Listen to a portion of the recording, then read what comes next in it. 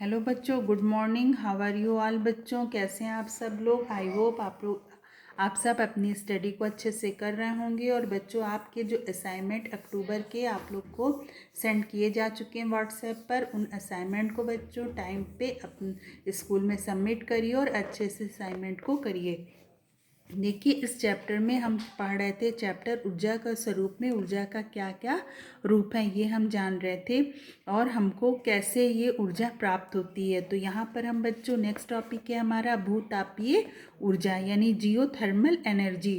इसके ये क्या है? What is geothermal energy? देखिए, भौमिकीय परिवर्तन के कारण, ठीक है, भूपर्पटी में गहराइयों पर तप्त क्षेत्र में पिघली चट्टानें ऊपर धकेल दी जाती हैं। यानी कि जब परिवर्तन होते हैं तो क्या होता है कि जो भूपर्पटी की गहराई में, उसके नीचे की गहराई पर जो वहाँ का सबसे गर्म क्षेत्र है, वहाँ की जो पिघली चट्टानें हैं वो ऊपर की ओर आ जाती हैं, जो कुछ क्षेत्रों में एकत्रित हो जाती हैं। यहाँ पर कुछ एरिया में ये इकट्ठा हो जाती हैं।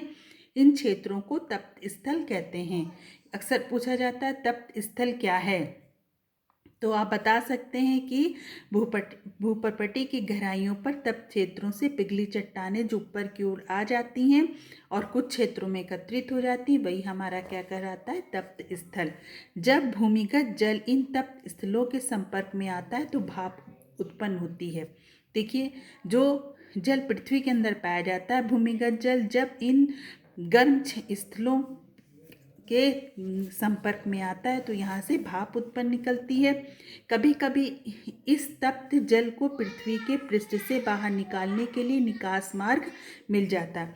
यानी कि कभी कभी ऐसा होता है, जो ये जल है वो तप्त जल यानी गर्म जल पृथ्वी के पृष्ठ यानी पृथ्वी के जो ऊपर की सतह है बच्चों, उससे बाहर निकलने के लिए कोई भी इसको एक मार्ग यानी जगह मिल जाती है। इस निकास मार्ग को गर्म चश्मा अथवा उष्ण स्रोत कहते हैं।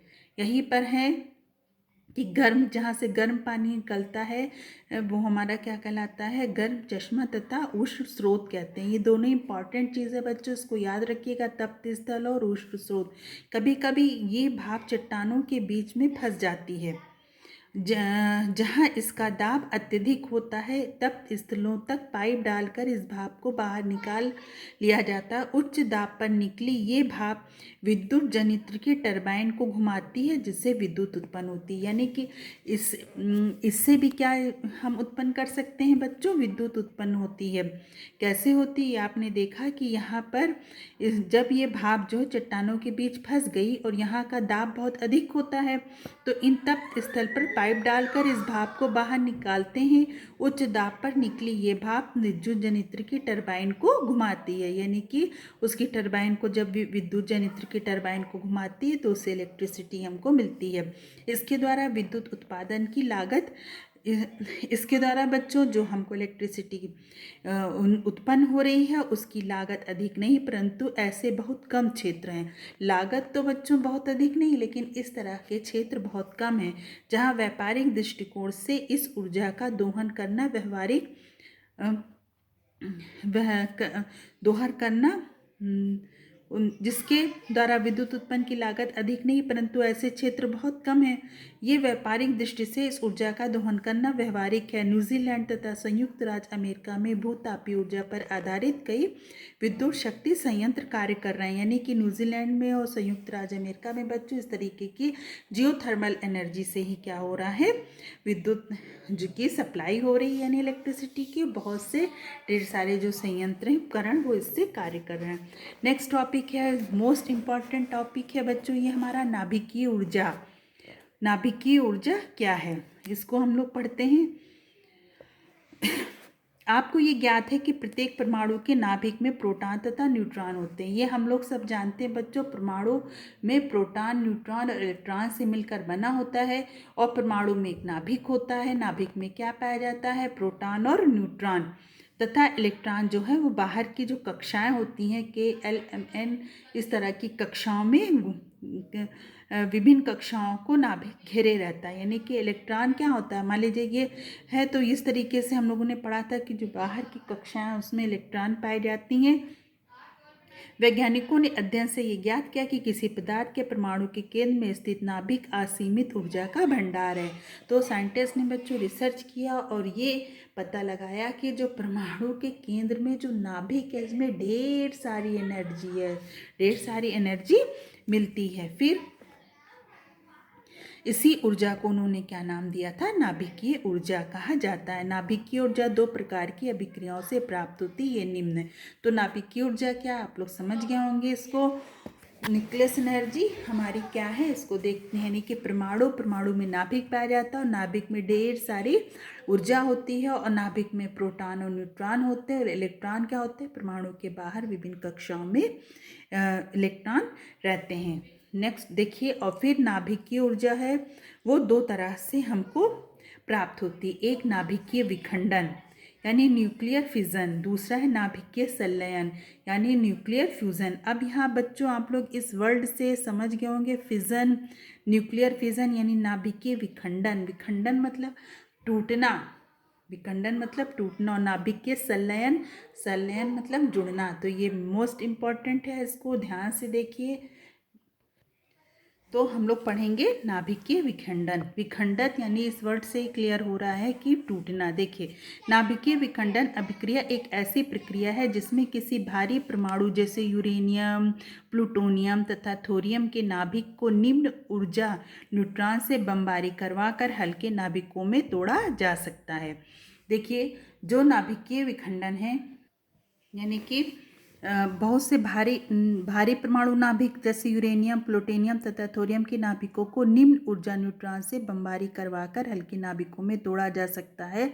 जब ऐसा किया जाता है तो विशाल मात्रा में ऊर्जा मुक्त होती है। यानी कि जब भारी परमाणु पर हल्के न्यूट्रॉन से बमबारी करवाकर यानी बौछार करवाकर उन पर क्या करते हैं, जब उनको तोड़ा जाता है तो वो दो हल्के नाभिकों में टूटता है और साथ में ढेर सारी ऊर्जा भी निकलती। ये तब होता है जब मूल नाभिक का द्रव्यमान उत्पाद के नाभिक के योग से कुछ अधिक हो। यानी कि विशाल मात्रा में ऊर्जा कब निकलेगी, जब मूल नाभिक, अब मूल नाभिक किसमें हमारा, मान लीजिए यूरेनियम है तो यूरेनियम किस में टूट रहा है हमारा, बेरियम और क्रिप्टॉन में। यानी कि अब यूरेनियम का जो है बच्चों द्रव्यमान, वो जब मूल नाभिक का द्रव्यमान यानी मूल नाभिक यूरेनियम का द्रव्यमान उत्पाद हमारे क्या हो गए, जो अभिक्रिया के बाद हमको मिलते हैं। तो अभिक्रिया के बाद हमको क्या मिल रहा है, बेरियम और क्रिप्टॉन उत्पादों के द्रव्यमान के योग से कुछ अधिक हो। यानी मूल नाभिक का जो द्रव्यमान है वो उत्पाद के द्रव्यमान के योग से अधिक होगा, तभी हमको विशाल मात्रा में ऊर्जा मिलेगी। जब मूल नाभिक का विखंडन होता है तब नए उत्पादों के द्रव्यमान मूल नाभिक के द्रव्यमान से कम होते हैं। देखिए, जब मूल नाभिक का यानी कि जैसे यूरेनियम जब टूटता है तो और जो नए उत्पाद हमको मिल रहे हैं जैसे बेरियम, क्रिप्टॉन, तो इनका जो द्रव्यमान है जैसे बेरियम का, क्रिप्टॉन का, वो किससे कम होगा, मूल नाभिक के द्रव्यमान से कम होगा। ये द्रव्यमान क्षति ही ऊर्जा के रूप में विमुक्त होती है। तो यहाँ पर जो द्रव्यमान कम हो रहा है वो किसकी वजह से, जो ऊर्जा है, ये द्रव्यमान जो है वो क्षति ही ऊर्जा के रूप में, यानी कि जो द्रव्यमान की क्षति है वो किस रूप में मिल रही है, ऊर्जा के रूप में। उदाहरण के लिए यूरेनियम के एक परमाणु के विघटन से जो ऊर्जा मुक्त होती है वह कोयले के किसी कार्बन परमाणु के दहन से उत्पन्न ऊर्जा की तुलना में 1 करोड़ गुनी अधिक होती है। अब सोचिए कि कितनी ज़्यादा ऊर्जा है। देखिए, यहाँ पर हो रहा है कि जैसे उदाहरण मान लीजिए यूरेनियम है, यूरेनियम का एक परमाणु जब टूटता है तो उससे जो ऊर्जा मिल रही है वो कोयले के किसी कार्बन परमाणु के दहन से उत्पन्न ऊर्जा की तुलना में वो कितनी अधिक है, 1 करोड़ गुना अधिक होती। विद्युत उत्पादन के लिए डिजाइन किए जाने वाले नाभिकीय संयंत्रों में इस प्रकार के नाभिक के ईंधन स्वपोषी विखंडन श्रृंखला अभिक्रिया का एक भाग है जिससे नियंत्रित दर पर ऊर्जा मुक्त होती है। इस मुक्त ऊर्जा का उपयोग भाप बनाकर विद्युत ऊर्जा उत्पन्न करने में किया जा सकता है। क्या समझे बच्चों आप लोग। देखिए, यहाँ पर नाभिकीय विखंडन में कि एक भारी नाभिक है वो 2 हल्के नाभिकों में टूट रहा है और जो 2 हल्के नाभिक हैं उनका द्रव्यमान भार यानी मूल नाभिक से कम है, और जो द्रव्यमान कम हुआ वो किस किसका रूप में बदल गया, वो ऊर्जा के रूप में बदल गया। अब इस तरीके से वो किस में बदल गया, ऊर्जा के। अब यहाँ पर आपको बताया भी गया है कि कार्बन के कि कोयले के किसी कार्बन परमाणु के दहन से जो ऊर्जा मिलती है उसकी तुलना में ये जो हमारी नाभिकीय विखंडन की ऊर्जा है वो 1 करोड़ गुना अधिक होती है। अब जो विद्युत उत्पादन के लिए, जो इलेक्ट्रिसिटी के उत्पादन के लिए डिज़ाइन किए जाने वाले नाभिकीय संयंत्रों में, यानी कि जो बनाए जाते हैं नाभिकीय संयंत्र, इस प्रकार के नाभिकीय ईंधन, जो इस तरह के जो नाभिकीय ईंधन है वो स्वपोषी मतलब खुद से ही विखंडन श्रृंखला अभिक्रिया का एक भाग लेते हैं। श्रृंखला अभिक्रिया यानी कि जैसे कि एक यूरेनियम है, मान लीजिए यूरेनियम, देखिए ये 2 नाभिक को तोड़ रहा है, 2 नाभिक में टूट रहा है, तो इसमें 3 न्यूट्रॉन भी निकल रहे हैं। अब ये जो न्यूट्रॉन है ये फिर यूरेनियम नाभिक को तोड़ेगा और क्या निकलेगा, यूरेनियम नाभिक को तोड़ेगा, तो ये फिर किस में टूटेगा, बेरियम और क्रिप्टॉन में। जैसे कि मान लीजिए हमारे पास यहाँ पर आपको मैं इसको समझा देती हूँ। यहाँ पर देखिए हमारे पास यूरेनियम है, ठीक है, यूरेनियम है बच्चों। तो ये मान लीजिए यूरेनियम है, यूरेनियम हमारा क्या चीज़ है, 92 और 235, ठीक, 235। अब ये मान लीजिए इस पर न्यूट्रॉन की बमबारी करवाई गई, तो ये 2 हल्के नाभिक में टूटा।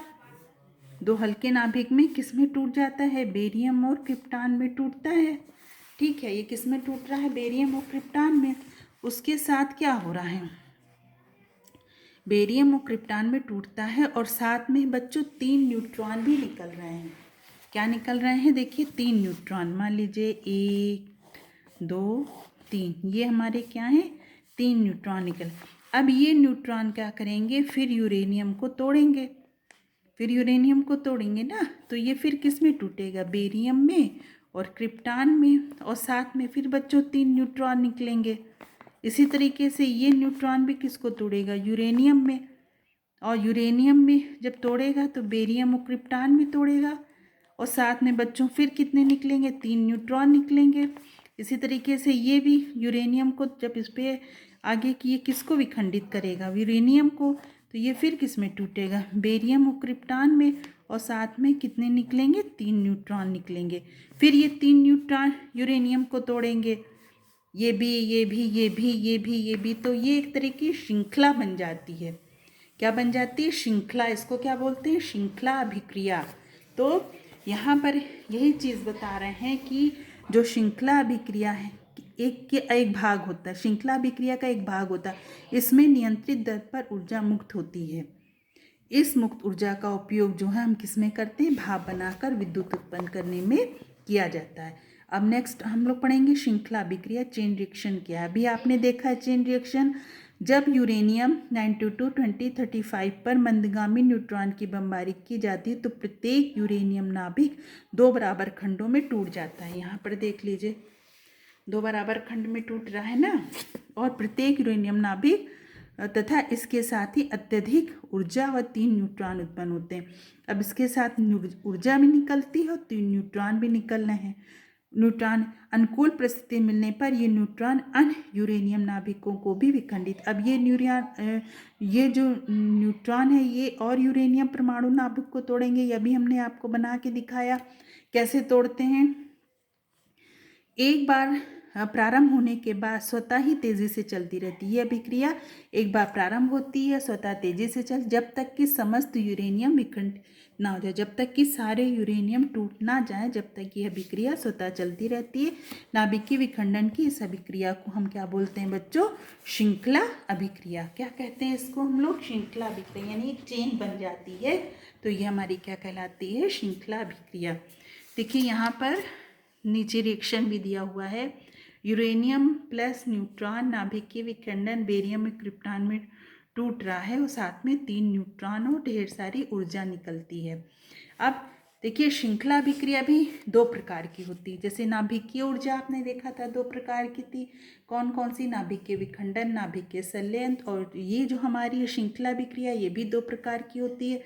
एक अनियंत्रित श्रृंखला अभिक्रिया जो अनकंट्रोल्ड होती है, जिसको कि कंट्रोल ना किया जा सके। एक नियंत्रित श्रृंखला अभिक्रिया जिसको कि कंट्रोल किया जाता है। देखिए कंट्रोल्ड रहती है यानी कि नियंत्रित रहती है। अनियंत्रित श्रृंखला अभिक्रिया क्या है इसको देखते हैं। देखिए अनियंत्रित में जब यूरेनियम 235 पर मंदगामी न्यूट्रॉन की बमबारी की जाती है तब 3 नए न्यूट्रॉन उत्पन्न होते हैं। अभी आपने देखा था 3 न्यूट्रॉन निकलते हैं। ये न्यूट्रॉन पूरा 3 यूरेनियम परमाणु को विखंडित करते हैं।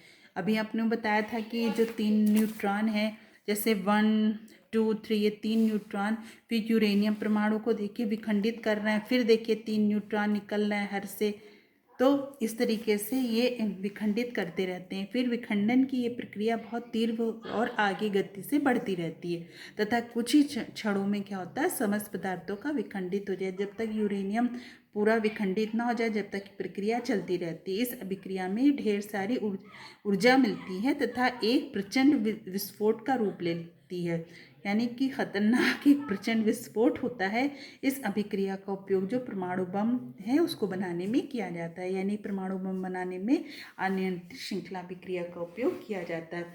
नेक्स्ट है हमारे नियंत्रित श्रृंखला अभिक्रिया। देखिए नाभिकीय ऊर्जा का उपयोग रचनात्मक कार्यों में किया जाता है, यानी कि इस अभिक्रिया जो नियंत्रित रहती है इसका उपयोग रचनात्मक कार्य में करते हैं।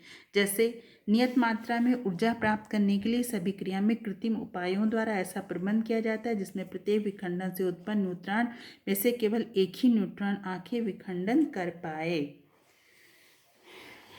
देखिए इसमें क्या है बच्चों, अनियंत्रित में तो 3 न्यूट्रॉन जो निकल रहे थे वो हर न्यूट्रॉन क्या करते थे, जैसे ये 3 न्यूट्रॉन है तो वो ये जो 3 न्यूट्रॉन निकले थे ये हर यूरेनियम परमाणु को तोड़ रहे थे। लेकिन नियंत्रित में निकलते तो 3 न्यूट्रॉन है लेकिन तोड़ सिर्फ एक न्यूट्रॉन पाता है यूरेनियम को, यानी 2 को कंट्रोल कर लिया जाता है। समझ रहे हैं, ये 2 न्यूट्रॉन को कंट्रोल किया जाता है, सिर्फ एक ही न्यूट्रॉन यूरेनियम परमाणु को तोड़ पाता है। जैसे यहाँ पर है देखिए कि नियंत्रित में कि कृत्रिम उपायों से ऐसा प्रबंध कर देते हैं जिसमें प्रत्येक विखंडन में उत्पन्न न्यूट्रॉन में से केवल एक ही न्यूट्रॉन आगे विखंडन कर पाए। इस प्रकार इस अभिक्रिया में नाभिक के विखंडन की दर नियंत्रित रहती है। तो जब एक ही न्यूट्रॉन विखंडित कर पाता है, इसका उपाय कर लिया जाता है, तो क्या होता है इसमें विखंडन की दर नियत रहती है। अतः यह अभिक्रिया धीमी होती है और नाभिकीय रिएक्टर में इसी अभिक्रिया का उपयोग किया जाता है। नेक्स्ट लाइन देखते हैं। नाभिकीय विद्युत शक्ति संयंत्र का प्रमुख संकट पूर्णतः उपयोग होने के पश्चात शेष बचे नाभिकीय ईंधन के भंडार तथा निपटारा करना, क्योंकि शेष बचे ईंधन का यूरेनियम अब भी हानिकारक यानी घातक कणों विकिरणों में क्षयित होता है। यदि नाभिकीय अपशिष्ट का भंडार तथा निपटारा उचित प्रकार से ना हो तो इससे पर्यावरण दूषित भी हो सकता है, यानी इसमें से रेडिएशन निकलता है बच्चों जो पर्यावरण के लिए हानिकारक है। हानिकारक कण भी निकलते हैं जिससे पर्यावरण दूषित होता है, यानी कि नाभिकीय जो विद्युत शक्ति संयंत्र है इसका प्रमुख संकट पूर्णतः उपयोग होने के पश्चात जो उसमें शेष बचे नाभिकीय ईंधन है उसका निपटारा करना है। भंडारण तथा निपटारा करना है, क्योंकि जो भी शेष बचे ईंधन का यूरेनियम है बच्चों वो हानिकारक होता है। यूरेनियम से रेडिएशन होने लगता है, हानिकारक कण होते हैं जो पर्यावरण को क्या करते हैं, प्रदूषित करते हैं। यदि नाभिकीय अपशिष्ट का भंडारण तथा निपटारा उचित प्रकार से नहीं होता तो इससे पर्यावरण प्रदूषित होता है। इसके अतिरिक्त नाभिकीय विकिरणों के आकस्मिक रिसाव का खतरा भी रहता है, मतलब उसमें कभी भी अचानक रिसाव हो सकता है। नाभिकीय विद्युत शक्ति संयंत्र में प्रतिष्ठापन का अत्यधिक लागत पर्यावरण प्रदूषण का प्रबल खतरा है तथा यूरेनियम की सीमित उपलब्धता बड़े स्तर पर नाभिकीय ऊर्जा के उपयोग का निषेधक बना है। यानी कि इससे बच्चों खतरा भी है, एक बहुत बड़ा खतरा है, प्रबल खतरा है। यूरेनियम की मात्रा भी सीमित है, तो इस तरह से ये नहीं कह सकते कि नाभिकीय ऊर्जा का उपयोग जो है वो आसान है। इसका ये क्या है, हमारा निषेधक इसका बना है। नेक्स्ट टॉपिक है बच्चों हमारा नाभिकीय संलयन, यानी कि नाभिकीय संलयन क्या है। तो संलयन मीन्स होता है जुड़ना। इसको पढ़ते हैं।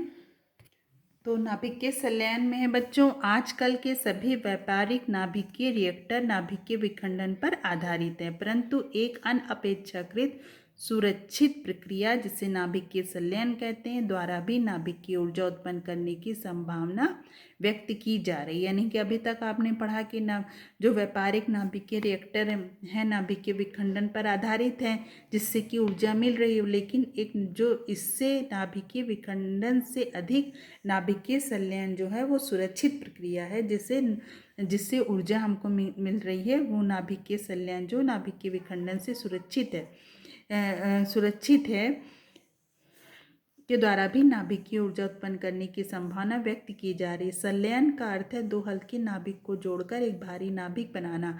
वहाँ पर देख रहे थे विखंडन में एक भारी नाभिक से दो हल्के नाभिकों में टूटना, और संलयन में बच्चों दो हल्के नाभिक जुड़कर एक भारी नाभिक का निर्माण करते हैं, फिर जिससे समान भारी नाभिक जोड़कर एक भारी नाभिक बनाना, जिसमें समानता हाइड्रोजन अथवा हाइड्रोजन समस्थानिकों में हीलियम उत्पन्न की जाती है। देखिए जैसे इसमें हाइड्रोजन या हाइड्रोजन के समस्थानिक, जैसे हाइड्रोजन के 3 समस्थानिक होते हैं, प्रोटियम, ड्यूटेरियम, ट्राइटियम।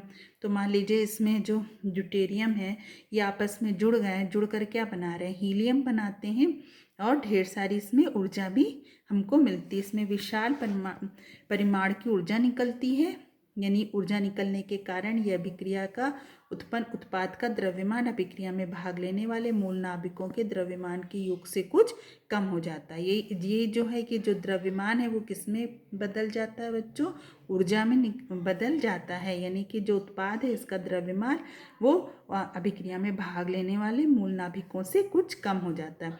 इस प्रकार नाभिकीय संलयन की अभिक्रिया सूर्य तथा अन्य तारों की विशाल ऊर्जा का सूत्र है। सूर्य से जो ऊर्जा हमको मिलती है उसका में नाभिकीय संलयन, यानी कि दो हल्के नाभिक जब ये अभिक्रिया के द्वारा सूर्य में और अन्य तारों की विशाल ऊर्जा का स्रोत क्या है, नाभिकीय संलयन। नाभिकीय संलयन अभिक्रियाओं में नाभिकों के परस्पर संलयित होने को बाध्य करने के लिए अत्यधिक ऊर्जा चाहिए। नाभिकीय संलयन प्रक्रिया होने के लिए मिलियन कोटि केल्विन का ताप, कोटि पास्कल दाब की आवश्यकता होती है। यानी कि नाभिकीय संलयन की अभिक्रिया हो इसके लिए ताप भी अधिक और दाब भी अधिक होना चाहिए। अब देखते हैं नाभिकीय ऊर्जा के लाभ क्या है। जैसे यूरेनियम 235 की छोटी सी मात्रा से अत्यधिक ऊर्जा मुक्त होती है, और अभिक्रिया में ऑक्सीजन की आवश्यकता भी नहीं होती है। अब इससे हानि आप देख लीजिए, इसकी कुछ हानि भी है। अभिक्रिया में रेडियो एक्टिव पदार्थ उत्पन्न होते हैं जो हानिकारक है। यानी नाभिकीय ऊर्जा के लाभ हैं कि छोटी सी मात्रा में अत्यधिक ऊर्जा भी मिल जाएगी और ऑक्सीजन की ज़रूरत भी नहीं होगी, लेकिन हानि भी है कि इससे रेडिएशन का खतरा होता है। फिर नेक्स्ट टॉपिक है बच्चों हमारा क्रीडा। अब आप लोग नाभिकीय विखंडन और संलयन को अच्छे से समझ गए होंगे। अब ये क्रीडा को बच्चों आप लोग इसको पढ़ लीजिएगा। अब हम यहाँ पर आपको बता देते हैं कि क्या आपको करना है। देखिए इसका होमवर्क तो इसका नोट्स मैं नहीं सेंड करूँगी, इसको आप ही को नोट्स को बनाना है, और मैं यहाँ पे बता दे रही हूँ कि ये कैसे कैसे नोट्स यहाँ पर आपको बताना है। इसको चलिए देख लेते हैं। क्रेडा में क्या है बच्चों, क्रेडा को थोड़ा सा जान लेते हैं। जो क्रेडा वो छत्तीसगढ़ राज्य जो है उसका अक्षय ऊर्जा विकास प्राधिकरण का संक्षिप्त रूप है। हमारा क्रेडा है ये जो छत्तीसगढ़ शासन है वो ऊर्जा विभाग का क्या है, ये एक उपक्रम है। फिर इसके कुछ उद्देश्य हैं क्रीडा के, उसका उद्देश्य जान लेते हैं। ऊर्जा का संचरण करने का अर्थ ऊर्जा के स्रोतों का उचित उपयोग करने से उनकी ऊर्जा की, यानी कि इनका मेन मकसद है कि ऊर्जा का संचरण जब करें तो उस ऊर्जा का उचित उपयोग हम करें ताकि ऊर्जा का हानि ना हो। फिर परंपरागत ऊर्जा स्रोत से प्राप्त करने की खपत को कम करने के लिए, जैसे जब हम ऊर्जा के स्रोत लेते हैं जैसे फ्यूज़ का इस्तेमाल करते हैं बच्चों, या कोयले का, इस तरीके से हम परंपरागत तरीके से जो ऊर्जा ले रहे हैं उस ऊर्जा को ख़त्म करें ताकि जो है ये उसकी खपत कम हो, उसके लिए गैर परंपरागत ऊर्जा का स्रोत करें। गैर परंपरागत तरीके से ऊर्जा के स्रोतों की निर्भरता को बढ़ाना, इनका ये भी एक उद्देश्य है। दूसरा है गैर परंपरागत ऊर्जा स्रोतों के दोहन से प्राप्त ऊर्जा पर्यावरण के हितैषी होते हैं।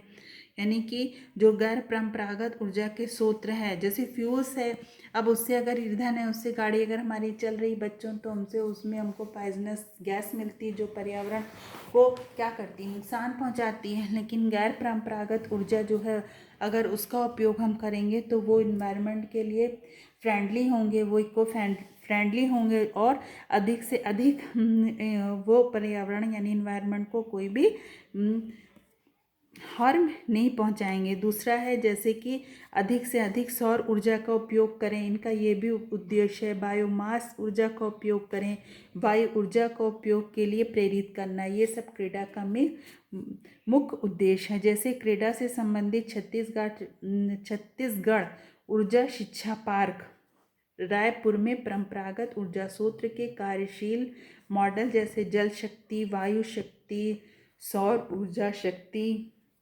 उसमें बच्चों आते हैं जैसे सोलर कार, सोलर हट, सोलर बोट तथा बायो गैस प्लांट प्रदर्शन हेतु रखे गए हैं।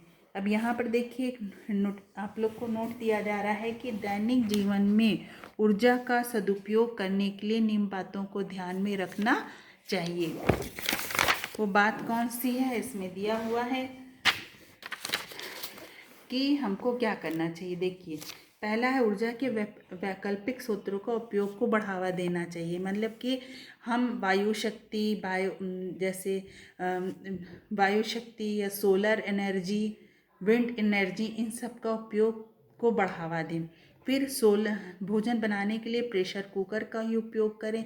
ये नहीं कि हमने गैस पर खाना बनाने के लिए पतीली वगैरह चढ़ा दिए तो इससे जो हमारा गैस है वो ज़्यादा खर्च होगी। तो हमको गैस को बचत करने के लिए प्रेशर कुकर का उपयोग करें।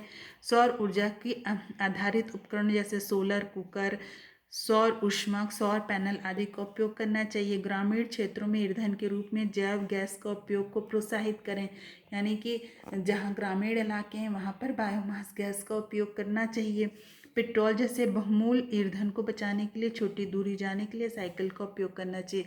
ये आप भी कर सकते हैं। आप बाइक का यूज़ ना करके अगर आपको कहीं काम है तो आप पैदल भी किसी काम को कर सकते हैं। वो आपके हेल्थ के लिए भी अच्छा और इससे आपकी आदत भी अच्छी होगी। ओके बच्चों, तो ये लेसन यहाँ पर फिनिश होता है। अब यहाँ पर हमने सीखा बच्चों, इसको आप लोग होमवर्क में पढ़ लीजिएगा। और यहाँ पर देखिए कुछ आपके ऑब्जेक्टिव और फिल इन दी ब्लैंक्स दिए गए हैं, इसको आप लोग करके मेरे व्हाट्सएप नंबर पर सेंड करिएगा। ये आपका होमवर्क है, यहाँ पर देखिए दिया गया है। और इसके साथ आपको क्वेश्चन आंसर भी करना है। आपके बुक में इस लेसन में बहुत ईजी है, आपको सब मिल जाएगा। मैं यहाँ पे बता देती हूँ। देखिए यहाँ पर है कि नामांकित रेखाचित्र की सहायता से सौर कुकर की क्रियाविधि समझाइए।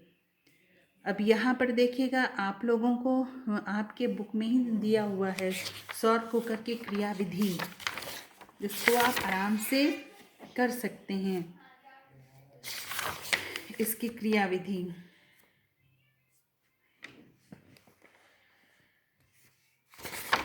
और ये पूरी क्रियाविधि इसको आप लिख सकते हैं और यहाँ पर इसका डायग्राम भी बना सकते हैं। अब यहाँ पर है सौर कुकर के बॉक्स को भीतर से काला रंगते हैं, सौर कुकर के बॉक्स में कांच की शीट से ढकते हैं। सौर कुकर बक्से में समतल दर्पण परावर्तक का उपयोग किया जाता है। इसको भी आप उसी को पढ़कर ईजिली कर सकते हैं। युक्ति नाम बताए जो सूर्य प्रकाश से बिजली को परिवर्तित करता है, ये भी बच्चों कर सकते हैं।